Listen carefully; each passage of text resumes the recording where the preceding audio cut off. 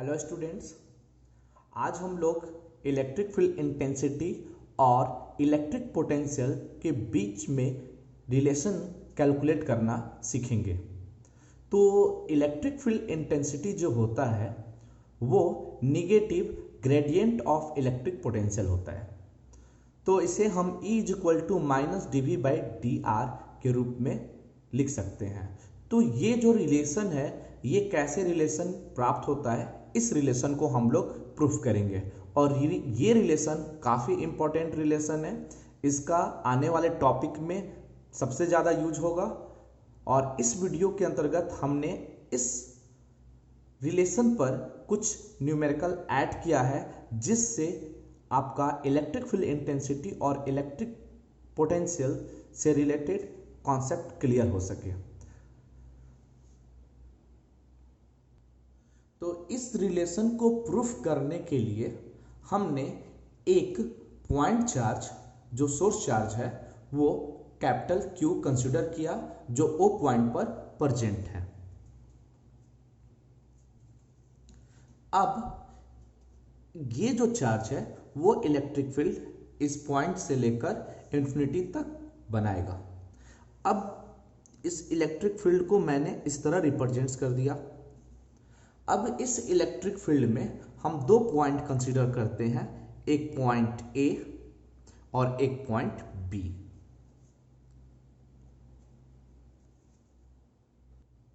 जब हमें point A और B पर इलेक्ट्रिक पोटेंशियल दिखाना हो तो चार्ज को इंफिनिटी से लेके आएंगे, यानी रेफरेंस पॉइंट हमें इंफिनिटी पर लेना होगा।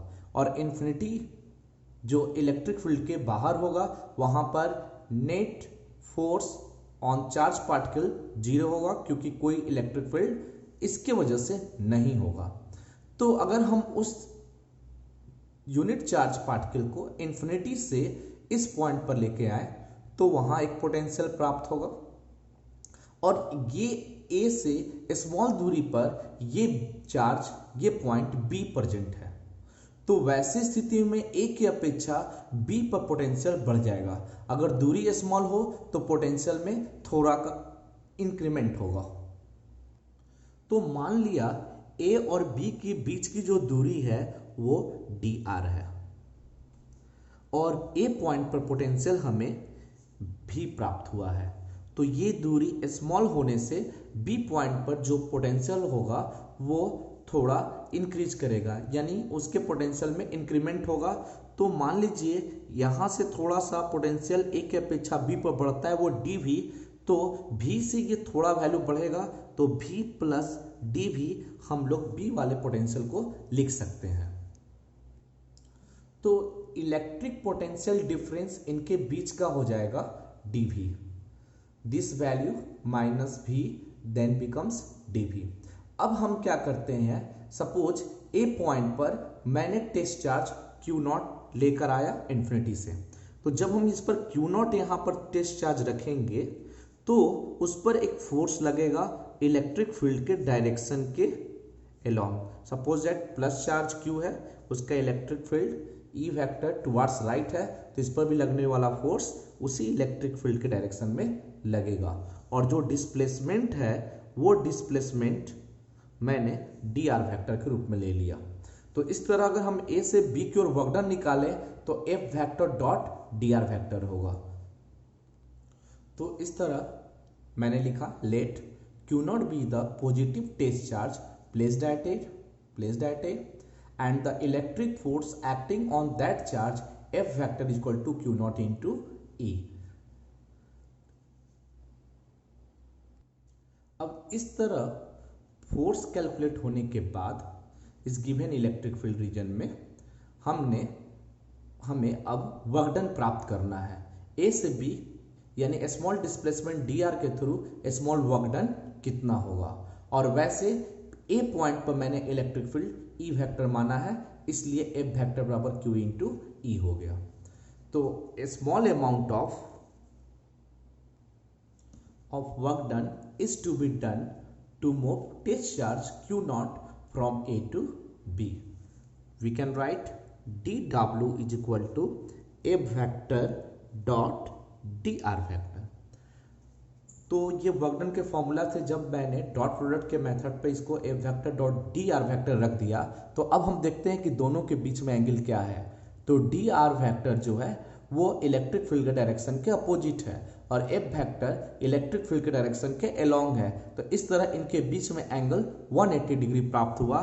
तो जब हम इसको सॉल्व करेंगे तो रिजल्ट्स प्राप्त होगा mod of F R, F vector, D R vector mod of and cos 180 डिग्री। Then we get results dw is equal to f into D R with negative sign. अब f वेक्टर का जो वैल्यू है वो Q naught into E vector है, तो mod में ये रिजल्ट्स आएगा dw is equal to minus Q naught into E into D R. तो इस तरह लिख सकते हैं dw upon Q not divide में आएगा तो minus E into D r. This is equation first. अब हम लोग इलेक्ट्रिक पोटेंशियल डिफरेंस के डिफिनीशन से जानते हैं, definition of electric potential difference dv is equal to इन दोनों पॉइंट के बीच का जो पोटेंशियल डिफरेंस है वो dv है। dv कैसे हुआ, तो पोटेंशियल डिफरेंस निकालेंगे तो vb माइनस va, और जो vb माइनस va मिला वो dv प्राप्त होगा और वो जो रिजल्ट्स होगा dv is equal to dw upon Q naught. ये सेकेंड हुआ। अब देखिए dw upon Q naught first में भी है, सेकेंड में भी है, तो इस तरह हम लोग इस रिजल्ट को dv लिख सकते हैं। तो from equation first and second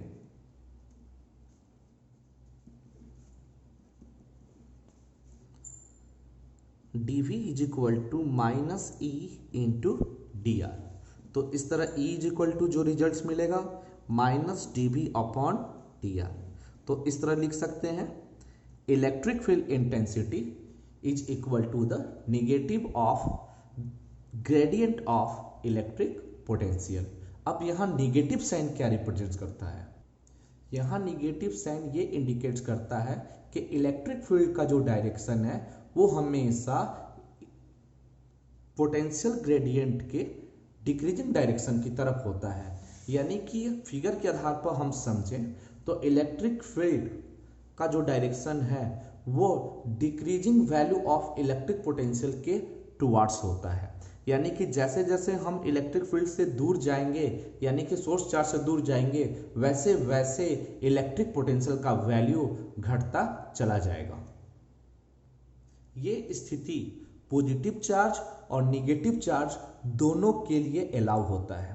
यदि हम पॉजिटिव चार्ज के लिए सोचें तो इलेक्ट्रिक फील्ड रेडियली आउटवर्ड होगा, तो इस डायरेक्शन में हम आगे बढ़ेंगे तो पोटेंशियल का वैल्यू घटता चला जाएगा और इन्फिनिटी पर वो वैल्यू 0 हो जाएगा। लेकिन अगर हम निगेटिव चार्ज, अगर सोर्स चार्ज निगेटिव हो, तो यदि हम इन्फिनिटी से उस सोर्स चार्ज की तरफ आते हैं तो वैसी स्थिति में पोटेंशियल का वैल्यू घटेगा, क्योंकि वैल्यू निगेटिव होता है माइनस की वजह से। जैसे निगेटिव पोटेंशियल वाले को हम एक फिगर से समझ लेते हैं। मान लिया कि पॉइंट O पर माइनस क्यू चार्ज प्रेजेंट है, तो ऐसी स्थिति में जो इलेक्ट्रिक फील्ड का डायरेक्शन होगा वो रेडियली इनवर्ड होगा, यानी टुवर्ड्स द निगेटिव चार्ज होगा। अगर हम चार्ज पार्टिकल को इन्फिनिटी से हम लेकर आते हैं सोर्स चार्ज की ओर, suppose that it becomes point A and it becomes point B। अगर हम A से B की ओर आते हैं तो यहाँ का जो पोटेंशियल होगा और यहाँ पर पोटेंशियल होगा, दोनों पोटेंशियल के वैल्यू में अंतर होगा, पोटेंशियल डिफरेंस होगा। तो यहाँ पर जो पोटेंशियल होगा माइनस की वजह से वो अधिक होगा और B पर पोटेंशियल कम होगा। जैसे एग्जाम्पल के रूप में समझते हैं, एग्जाम्पल के लिए मैंने फिर से पॉइंट O पर प्लस क्यू चार्ज रखा। अब हम लोग जानते हैं कि इन्फिनिटी से हम जैसे जैसे सोर्स चार्ज की तरफ बढ़ते हैं वैसे वैसे पोटेंशियल बढ़ता चला जाता है। सपोज इनके बीच में दूरी थोड़ा ज़्यादा है, इस सिचुएशन को ना मानकर हम थोड़ा ज़्यादा डिस्टेंस लेके चल रहे हैं। हम जब इधर से आ रहे हैं, सपोज यहाँ पर पोटेंशियल 2 वोल्ट मिला, जब हम आगे बढ़े तो यहाँ पोटेंशियल सपोज 4 वोल्ट हो गया। तो ऐसी स्थिति में हम देख रहे हैं कि इलेक्ट्रिक फील्ड के डायरेक्शन के अपोजिट चल रहे हैं, तो पोटेंशियल का वैल्यू बढ़ता चला जा रहा है। आगे बढ़ेंगे कहीं 5 वोल्ट मिलेगा, और बढ़ेंगे आगे 6 वोल्ट मिलेगा, 7 वोल्ट मिलेगा। इस तरह मैक्सिमम वैल्यू पॉइंट चार्ज के सबसे क्लोजली होगा। लेकिन अगर हम निगेटिव चार्ज की स्थिति देखते हैं, तो जब हम कोई यूनिट पॉजिटिव चार्ज को लेकर इस पॉइंट पर आएंगे, तो यहाँ पे भी पोटेंशियल सपोज 2 वोल्ट हुआ और यहाँ पोटेंशियल 4 वोल्ट हुआ, लेकिन निगेटिव चार्ज से इन पोटेंशियल के आगे हम माइनस साइन दे देंगे। अब देखिए किसका वैल्यू ज़्यादा हो गया। तो अब हम ये देखते हैं कि ए पॉइंट पर पोटेंशियल बी पॉइंट के पोटेंशियल से ज़्यादा हो गया। तो ऐसी स्थिति में अब हम इलेक्ट्रिक फील्ड के डायरेक्शन की ओर जा रहे हैं, तो पोटेंशियल का वैल्यू घटता जा रहा है। यहाँ पे भी देखिए इलेक्ट्रिक फील्ड के डायरेक्शन में आगे बढ़ रहे हैं, तो पोटेंशियल का वैल्यू घटता जा रहा है। जैसे सपोज दैट यहाँ पर 8 वोल्ट मिला, 7 वोल्ट मिला, 6, 5, 4, 3, 2, 1, उसी तरह घटते घटते इंफिनिटी में 0 हो गया। तो इलेक्ट्रिक फील्ड के डायरेक्शन में पोटेंशियल घटने लगा। अब इधर से आइए अपोजिट, यहाँ देखिए -2, -1, -4, -5, -6, तो इस डायरेक्शन में भी पोटेंशियल घट रहा है। तो ऐसे हम लोग ये प्राप्त कर लिए कि जब इलेक्ट्रिक फील्ड के डायरेक्शन में बढ़ते हैं, तो इलेक्ट्रिक फील्ड के डायरेक्शन में पोटेंशियल का वैल्यू ऑलवेज डिक्रीज करता है, चाहे वो पॉजिटिव चार्ज के लिए हो, चाहे वो निगेटिव चार्ज के लिए हो। तो इस तरह हम कह सकते हैं कि जो रिलेशन E = -dV/dr है, तो वो माइनस साइन रिप्रेजेंट कर रहा है कि इलेक्ट्रिक फील्ड के डायरेक्शन में पोटेंशियल का वैल्यू ऑलवेज डिक्रीज करता है। So we can write the negative sign show that the electric field intensity is in the direction of decreasing electric potential और इलेक्ट्रिक पोटेंशियल ग्रेडियंट। एक बात हमें और भी ध्यान रखना होगा, जो ये इलेक्ट्रिक फील्ड और पोटेंशियल ग्रेडियंट का रिलेशन है, वो यूनिफॉर्म और नॉन यूनिफॉर्म इलेक्ट्रिक फील्ड दोनों के लिए वैलिड है। यूनिफॉर्म इलेक्ट्रिक फील्ड में भी हम ये रिजल्ट यूज कर सकते हैं, और for non uniform electric field के लिए भी हमने इस रिलेशन को नॉन यूनिफॉर्म इलेक्ट्रिक फील्ड से ही कैलकुलेट किया है। क्यों? क्योंकि सोर्स चार्ज से जैसे जैसे आगे बढ़ते हैं, हर एक पॉइंट पर इलेक्ट्रिक फील्ड इंटेंसिटी की वैल्यू अलग अलग ही है। इसके साथ हमें एक पॉइंट और भी ध्यान रखना होगा कि पोटेंशियल तो हम लोग जानते हैं कि एक स्केलर क्वांटिटी होता है, लेकिन इलेक्ट्रिक फील्ड जो होता है वो वेक्टर क्वांटिटी है। यहाँ इलेक्ट्रिक फील्ड जो है वो पोटेंशियल ग्रेडियंट के इक्वल है, तो पोटेंशियल ग्रेडियंट एक वेक्टर क्वांटिटी हुआ और इलेक्ट्रिक पोटेंशियल एक स्केलर क्वांटिटी हुआ। इस बात को ध्यान रखिएगा, इसको हम नोट में भी लिख देते हैं। तो इस तरह यदि इलेक्ट्रिक फील्ड एक्स एक्सिस के डायरेक्शन में हो, तो हम E = -dV/dx लिख सकते हैं।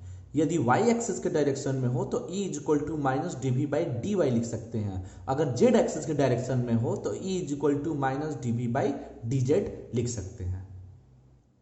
यदि वो गिवन पॉइंट R जो है वो किसी स्पेस में हो, यानी 3 डायमेंशनल कोऑर्डिनेट एक्सिस सिस्टम के फॉर्म में हो, जैसे r vector = xi cap plus yj cap plus zk cap के रूप में हो, तो वैसी स्थिति में जो इलेक्ट्रिक फील्ड होगा उसको हम लिख सकते हैं E vector = exi cap plus eyj cap plus ezk cap. तो इलेक्ट्रिक पोटेंशियल ग्रेडियंट के रिलेशन से Ex = -del_V/del x लिख सकते हैं। यहाँ del_V/del x लिखने का मतलब ये हुआ क्योंकि हमारा जो इलेक्ट्रिक फील्ड है वो 3 पार्ट में बटा हुआ है, और ये जो पार्ट है, छोटे से पार्ट के लिए अगर हम कैलकुलेट करेंगे तो ये पार्शियल डिफरेंशिएशन को रिप्रेजेंट करेगा, जिसको हम del_V/del x Ey को -del_V/del y और Ez को -del_V/del z के रूप में लिख सकते हैं। तो इस तरह हम इन तीनों वैल्यू को अगर इस इक्वेशन में प्लेस करें तो हमें ये रिजल्ट प्राप्त होता है। तो हमें E वेक्टर = माइनस कॉमन लेने के बाद ये रिजल्ट प्राप्त हुआ, I कैप, J कैप और K कैप इनके लिए। अब हम इस पार्शियल डिफरेंशिएशन के कॉन्सेप्ट को एक न्यूमेरिकल के मेथड से समझते हैं। वो एग्जाम्पल हमें और भी इस रिलेशन के कॉन्सेप्ट को क्लियर करेगा। तो न्यूमेरिकल है electric potential at any point P is given by V in the term of XYZ is equal to this relation.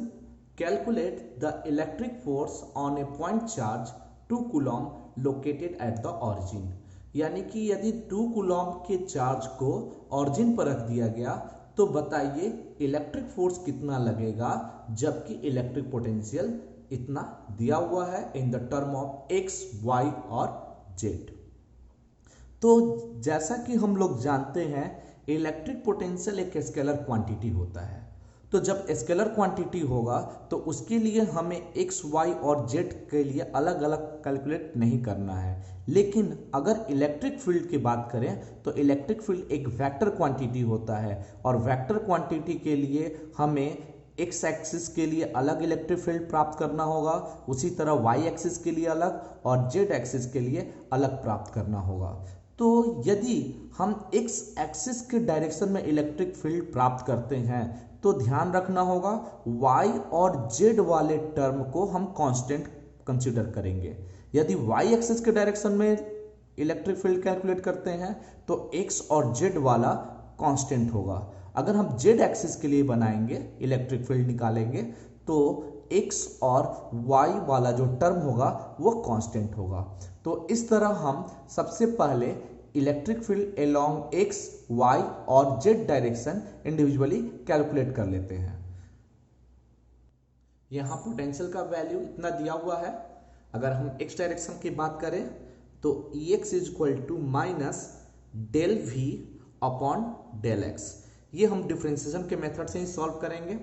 तो हमें ध्यान रखना होगा x एक्सिस की बात कर रहे हैं तो अगर y और z आता है तो उसको हम कांस्टेंट लेंगे। तो यहां पर अगर हम डिफरेंशिएशन देखते हैं तो 6x का डिफरेंशिएशन x के टर्म में सिर्फ 6 आएगा। अगर हम इसका बात करते इसका डिफरेंशिएशन देखते हैं तो 8 और y स्क्वायर यहाँ कांस्टेंट हो जाएगा x को छोड़कर। तो यहाँ जो रिजल्ट आएगा माइनस 8y स्क्वायर सिर्फ हो जाएगा और x का डिफरेंशिएशन 1 हो गया। यहाँ पर x नहीं है, ये टर्म कांस्टेंट हो गया तो ऐसी स्थिति में इसका डिफरेंशिएशन 0। अगर यहाँ पे भी x नहीं है तो इसका भी डिफरेंशिएशन 0। क्यों? क्योंकि इसको हम कांस्टेंट कंसीडर करेंगे और यहाँ भी कोई x मल्टीप्लाई में नहीं है तो ये भी कांस्टेंट टर्म हो गया, इसका डिफरेंशिएशन 0। तो इस तरह हमें Ex is equal to minus 6 minus 8y square प्राप्त हुआ। अब उसी तरह जब y डायरेक्शन के लिए इलेक्ट्रिक फील्ड प्राप्त करेंगे तो हमें x और z वाले टर्म को कांस्टेंट लेना है। तो अब इसका डिफरेंशिएशन करते हैं तो minus del V upon del Y. तो अब इसका डिफरेंशिएशन y के टर्म में होगा तो ये इसमें कोई y नहीं है तो इसका डिफरेंशिएशन 0 हो गया। इसमें 8x कॉमन आ जाएगा कांस्टेंट टर्म होने की वजह से, तो माइनस 8x कांस्टेंट मान लिए और y स्क्वायर का डिफरेंशिएशन 2y हो जाएगा। इसमें सिर्फ 8y है तो 8 तो कांस्टेंट है, y का डिफरेंशिएशन 1 तो रिजल्ट सिर्फ माइनस 8 रह गया। यहाँ पर 6z कॉमन हो जाएगा क्योंकि y यहाँ पे है तो y का डिफरेंशिएशन 1 और इन टर्म को 6 और z को कॉमन निकालेंगे तो माइनस 6z हो गया और z स्क्वायर में कोई भी y मल्टीप्लाई नहीं है तो इसका डिफरेंशिएशन 0 हो गया। तो इस तरह हम लोगों ने प्राप्त किया Ey is equal to minus 16xy minus 6z minus 8। This is equation number 2। अब हम लोग z डायरेक्शन की बात करेंगे। For z direction Ez is equal to minus del V upon del Z. तो वैसे स्थिति में फिर से इसको डिफरेंशिएशन करते हैं z के रूप में। तो यहां हमें ध्यान रखना है x और y को कांस्टेंट लेना है, z को वेरिएबल। तो यहाँ 6x है और डिफरेंशिएशन है z के टर्म में तो ये कांस्टेंट टर्म हो गया और कांस्टेंट टर्म का डिफरेंशिएशन 0। फिर हम यहाँ देखते हैं, यहाँ पे भी कोई जेड मल्टीप्लाई में नहीं है, पूरा टर्म कांस्टेंट हो गया, तो इसका भी डिफरेंशिएशन 0। यहाँ 8y है, यहाँ भी कोई कांस्टेंट टर्म नहीं है, तो इसका भी डिफरेंशिएशन, सॉरी यहाँ भी कोई जेड टर्म नहीं है, तो ये पूरा टर्म कांस्टेंट हो गया, तो इसका भी डिफरेंशिएशन 0।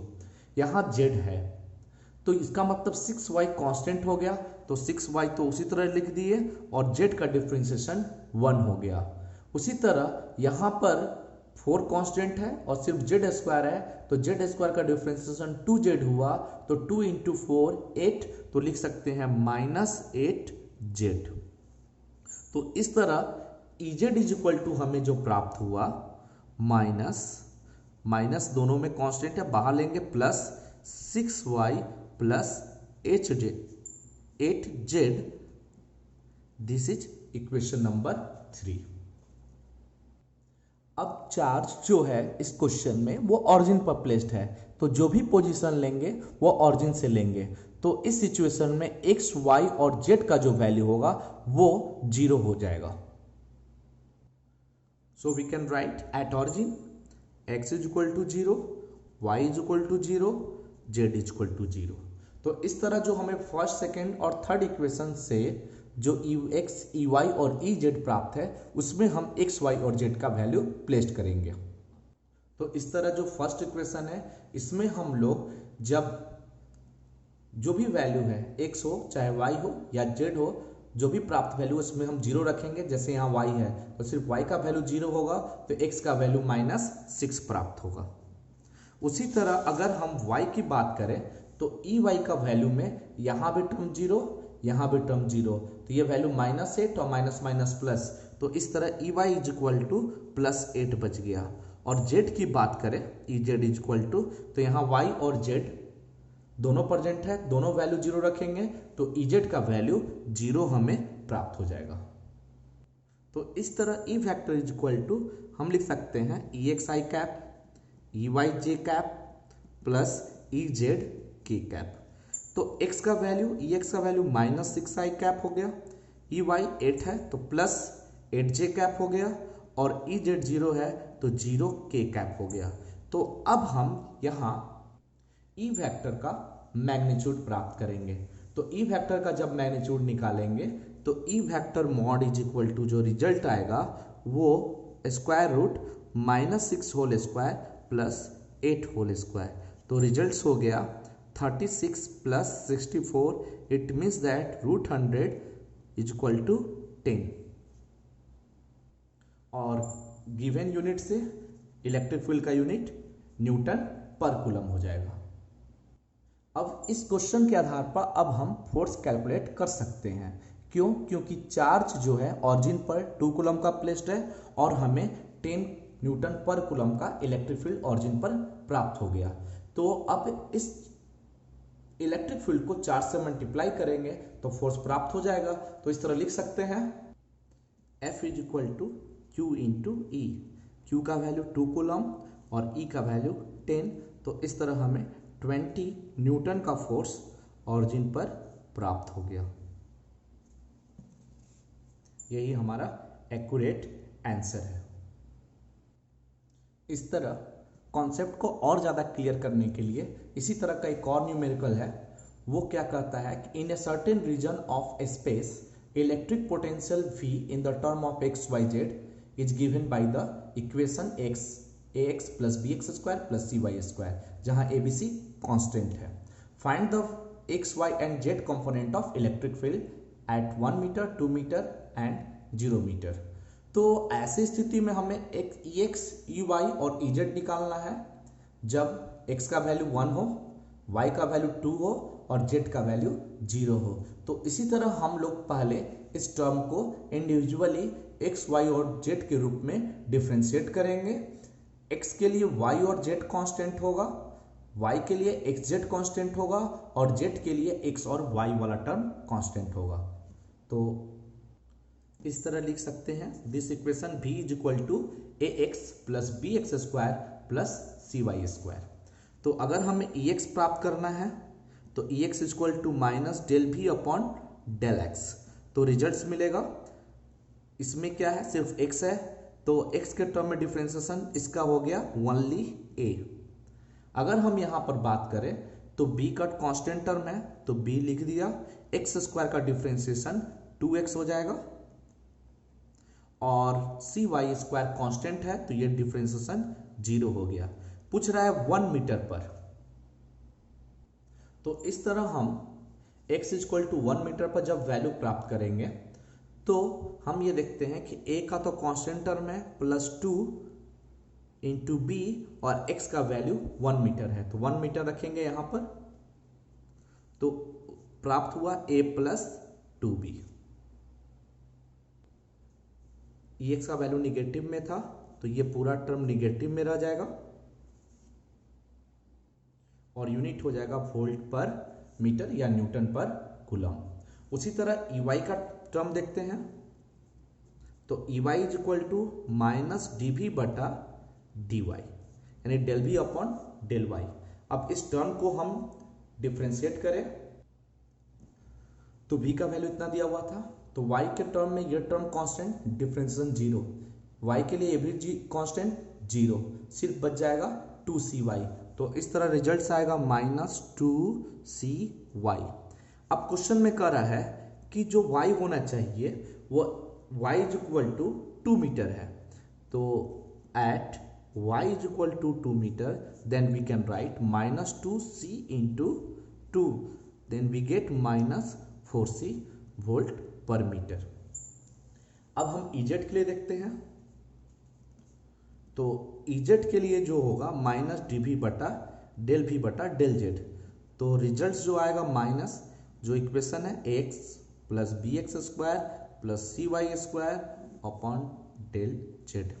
अब इस इक्वेशन में z है ही नहीं तो पूरा टर्म कांस्टेंट हो गया, तो इस तरह हमारा z का वैल्यू 0 हो गया।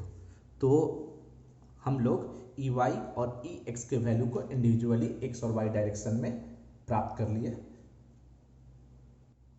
तो स्टूडेंट्स, हम आशा रखते हैं कि इलेक्ट्रिक फील्ड और इलेक्ट्रिक पोटेंशियल से रिलेटेड इस टॉपिक को आपको समझ में आया होगा, आप आसानी से समझे होंगे। तो इस तरह हम एक प्रैक्टिस के लिए प्रॉब्लम देते हैं, उसको आप सॉल्व कीजिए और आंसर भी इसका गिवन है और आंसर -8 +8 और -16 न्यूटन पर कूलम है और नेट इलेक्ट्रिक फील्ड √32 है, जिसमें पोटेंशियल जो दिया हुआ है गिवन पॉइंट पर XYZ के टर्म में 4x square + 4y square + 4z square. तो आपको इंडिविजुअली EX, EY और EZ का वैल्यू निकालना है और साथ में net electric field intensity at the given point जहां पर कोऑर्डिनेट 1, -1 और 2 है।